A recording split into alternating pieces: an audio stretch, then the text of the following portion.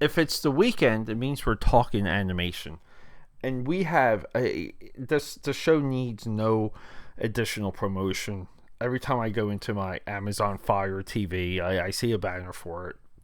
Invincible. Premiered March 2021. Ever since then, it's been a push and pull of the absolute height of adult animation.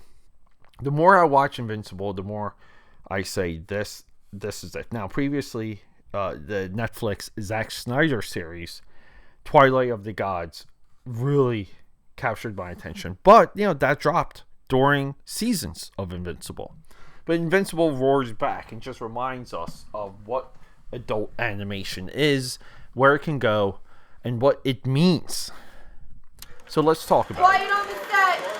Camera speed. Sound production, take 1. Action!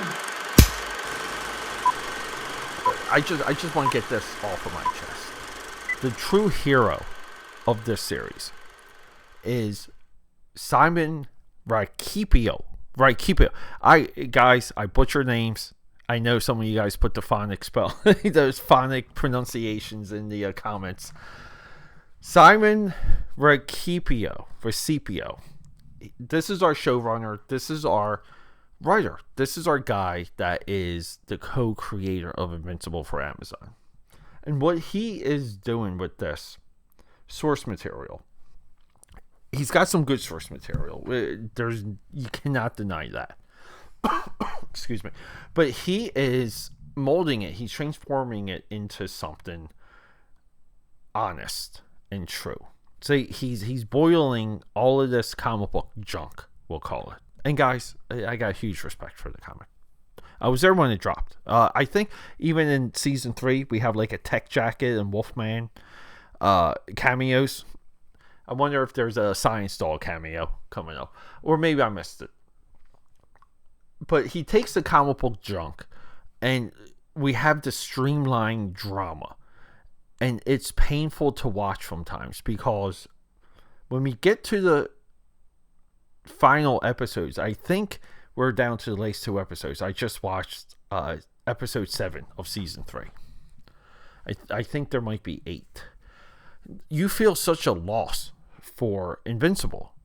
This is our superhero. This is our Superman. This is our archetype.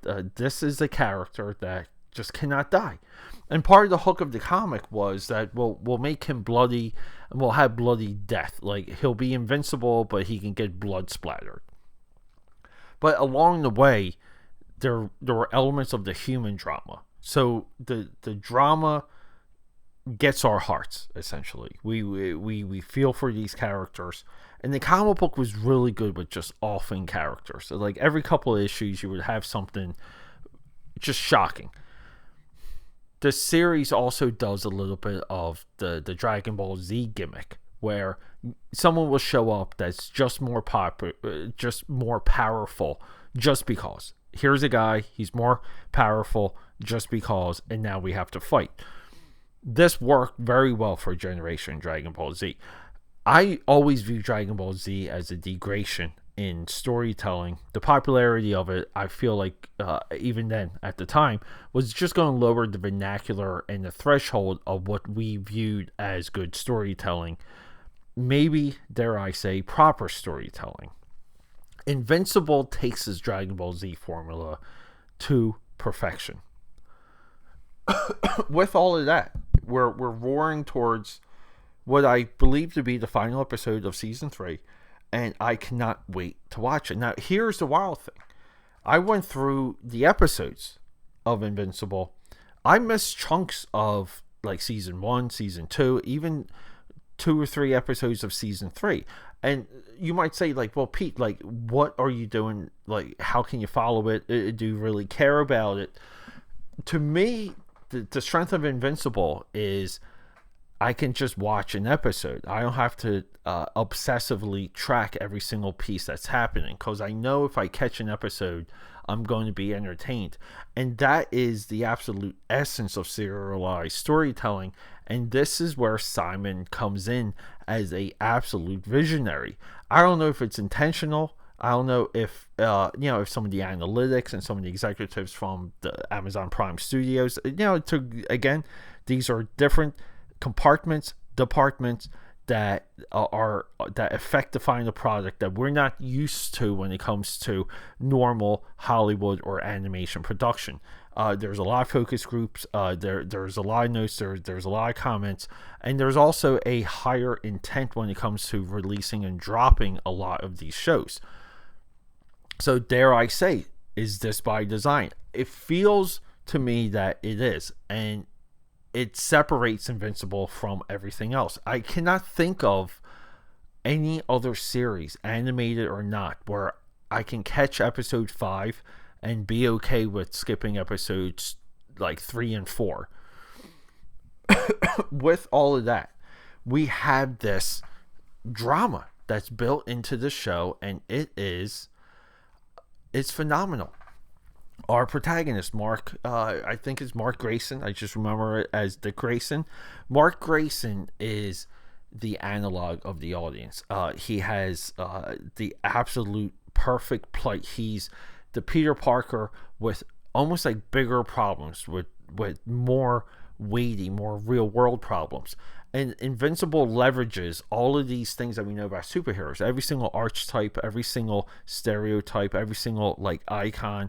It leverages these things that we know, and it uses it against us. It makes the Batman character a character that can move within shadows, that goes into a shadow realm. Even recent, I mean, guys, I can't do the multiverse stuff. It just spins my head and never makes any sense. But Invincible does a multiverse episode, and you're just okay, and it goes, and the stakes are so high. You move with the show, and then like the show wins me over. It wins. It says, Pete, here's something good that's multiverse. I hope you enjoy it. And I just sit down, and I'm able to say, wow, that spun my head.